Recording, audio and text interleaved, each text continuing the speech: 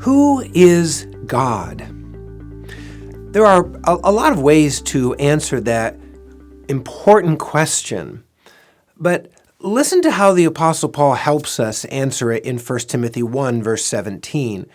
To the King of the ages, immortal, invisible, the only God, be honor and glory forever and ever. Amen. A.W. Tozer wrote this: "What comes into our minds when we think about God is the most important thing about us." God made people, as Paul writes in Acts 17, that they should seek God and perhaps feel their way toward Him and find Him. Knowing our Maker is our first step toward knowing ourselves and the rest of our world. And of course, it's not enough to simply believe in the existence of a God.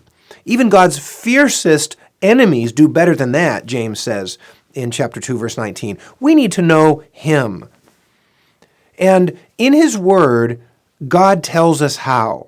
Paul's exclamation in 1 Timothy 1:17, to the King of the ages, immortal, invisible, the only God, be honor and glory forever and ever, amen. That exclamation, prompted by his experience of God's mercy, is a crisp summary of how we should think about God. First of all, Paul says this: God is the only God.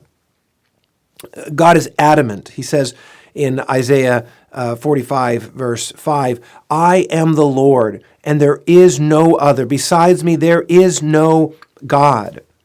Because belief in divinity is natural and is suppressed only with great effort, we shouldn't be surprised at how many gods are worshipped in the world. Humans are incurably religious. People believe in false gods because their darkened hearts mishandle the clear evidence for the real one. False gods are, in fact, strong proof of the one true God, even as they are shabby reflections of Him, as inauthentic as the result of drawing your best friend while blindfolded. But the best friend is there. You just aren't able to recognize the shape and the contours of the person and how you're drawing them when you're blindfolded. So Paul says, first of all, that God is the only God, despite many crude and false approximations of Him. Second, he says that God is immortal and invisible. Curiously, Paul honors God by declaring what He is not, namely corruptible and visible. Paul knew these divine truths from special revelation. He mentions them also in Romans 1, verse 23 and 1 Timothy 6, verse 16. But he also knew that because of God's difference from us, it's easier to say what He is not than what He is. The 16th century Belgian Confession of Faith describes God as incomprehensible, invisible, unchangeable, infinite, or not finite like us. God cannot be neatly defined. Another historic catechism asks not who is God, but what is God. Knowing God isn't like picking a particular person out of a crowd. It's like trying to figure out what kind of being He is. And Paul says that unlike us, He is immortal and invisible. And then He is also the King of the ages, he says.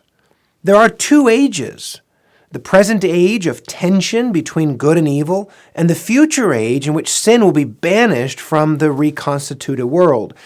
God is unshakably enthroned as king over both. He laughs at those who resist His rule, Psalm 2, verse 4 says. He is the King of the ages, all the ages.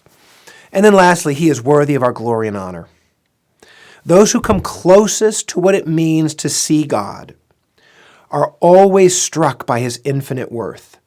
The angels declare His holiness, Isaiah 6:3 tells us. The redeemed in heaven fall on their faces before the throne and worship God, saying, Amen, blessing and glory and wisdom and thanksgiving and honor and power and might be to our God forever and ever. Amen. Revelation 7.